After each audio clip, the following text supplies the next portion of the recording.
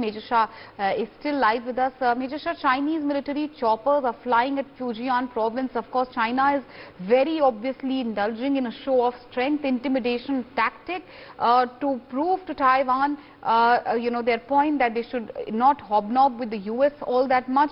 Very, very obvious that far as China is concerned, it's nothing more than optics.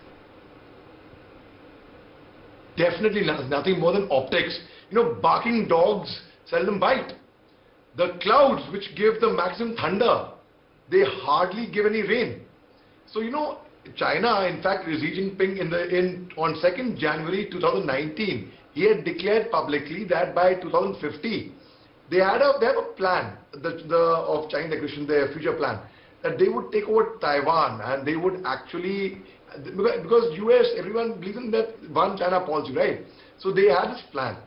Now, but the rate that which China was going, it appeared that by 2027 or maximum by 2032, they would achieve their objective.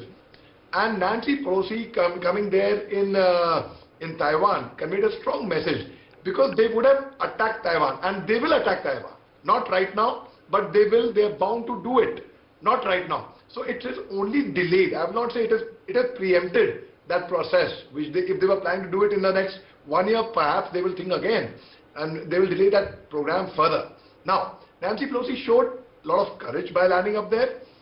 Now, China had even issued threats that they will not allow her aircraft land in Taiwan. Mid-air, they will blow it up. She came in gracefully, she flew out gracefully. Nothing, they could not do anything. They have only been utilizing their ammunition. It's okay. Enjoy the fireworks. Enjoy the fireworks display. Their ammunition, their time, their energy. And also Nancy Pelosi has actually called out China's bluff, who specializes in psychological warfare, information warfare, talks big, all bold talks.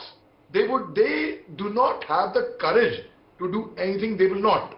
And they cannot mistake Taiwan to be the same mistake what Russia thought of Ukraine to be. Because again here, it's the fight between America and China. But Taiwan has kept itself prepared. The US Army incognito, because US has not recognized Taiwan. So have we not recognized Taiwan. There is no Indian embassy in Taiwan. But yes, we've had delegations going there on occasions. It's a different thing altogether. So now, US Army incognito in civil dress was training the Taiwanese troops. So Taiwan has kept itself fully prepared. And in 1991 also, Nancy Pelosi had unfurled a flag promoting democracy, and she is an advocate of democracy. Also, one more angle which I don't know if I haven't heard any analysis analyzing this. See, Nancy Pelosi does not actually, she's not a supporter of Joe Biden. She's not. So the White House, Joe Biden had advised her not to go to Taiwan, because as the news was coming up, it's like playing with fire. But Nancy Pelosi defied all odds. She landed up in Taiwan. It was again showing two fingers, two hoots to what China does. Let's see what you do. You can't do anything. And also she has her own independent thing. No one can dictate to her. Yes, and she was the third powerful person in the US after Joe Biden, Kamala Harris, and Nancy Pelosi. Now, one more thing. Yeah. Who had not heard of Nancy Pelosi earlier, until 4 days back, she's trending. Whole world knows. So she has emerged as a very powerful, very victorious leader. Certainly, and she's shown great resolution, of course, in going to China despite of China's warnings. In fact, we have more breaking news coming in. This is also related to the same association of Southeast Asian nations. Foreign ministers have urged restraint as China readies massive drills of Taiwan. The situation could lead to miscalculation, serious confrontation, open conflict and unpredictable consequences amidst major powers. That's a statement coming in from ASEAN. Major Shah, how do you view this statement? It's a very well calibrated, very well calculated statement. But would you say that perhaps just like the US, even though not ostensibly going against the one China policy, US has shown extreme resolution to back democracies in countries like Taiwan? Perhaps it's time that ASEAN also takes a lead in the same? Well, Meenakshi, US had declared itself earlier. They had told China not to worry. even if Nancy Pelosi goes to Taiwan, there would be no change in their policy at all. There's nothing to fear on that account. Now, when you talk about ASEAN and you talk about, okay, now one more thing, logically speaking, who has recognized Taiwan? 12, 13 countries, the Vatican City, as one of the small city, and a few Caribbean islands over here there. That's about it. That's the recognition that Taiwan gets, but yet, like India has not recognized Tibet as well, right? Now, but slowly and steadily, we are beginning to actually warm up to that effect. Now, whether we recognize them or not is a different thing, but we have begun to warm up to that effect. Similarly, the other international communities, they also, see, everyone's peace-loving. No one. And China, who specifically believes in winning wars without fighting, that's Sun Tzu's philosophy, the art of war, he wrote that. So they would not really believe in bloodshed, they would not really believe in attacking, they would flex their muscles, they would try to scare everyone, but they would not really do anything. Now, I think the time has come slowly and steadily, because though US also, just yesterday, actually in the evening, I was on a Hindi channel.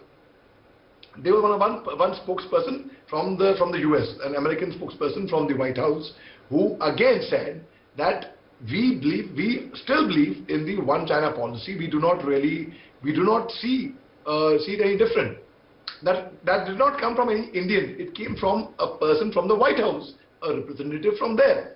So when it comes from there, we actually know the message Nancy Pelosi gave by landing up in Taiwan was a big tight slap on China's face first. And I also have one more recommendation on the lighter side.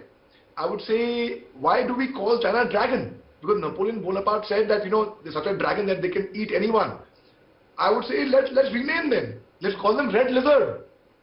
That would be a better name for China. China has actually, they came in a catch-22 situation by talking too big.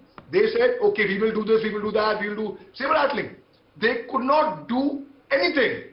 They just could not do anything. So loss of face for China. Now, if they take action, they will lose, they'll save their face, but a bigger loss for them. So it's like, they are trapped between the devil and the deep blue sea. And the South China Sea, I would say. So it is a very tricky situation for China, and people said, after Nancy Pelosi departs from Taiwan, China will attack Taiwan. They sent about 27 fighters, they crossed the airspace, but without any damage. They just flew and came back. So they will only flex their muscles. The international community slowly and steadily, see, Taiwan also, if are part of India, like a lot of part of India towards the northeast. China tries to take claim of it. Aksai Chin, for example. Now, also at the same time, Taiwan also somewhere takes claim of Aksai Chin. So now, who do we go with? We do not interfere with them at all. Let China do what they want, how they want. Let China use their own ammunition, waste their own resources, get killed in the exercises. Right. Well, of course, some of the analogy very, very interesting. Well, dragon or red lizard, as you say, certainly the threat of China always looms large, and the world needs to come together to really take on China. I also thank Major Shah for joining us on the broadcast with his views on those big stories.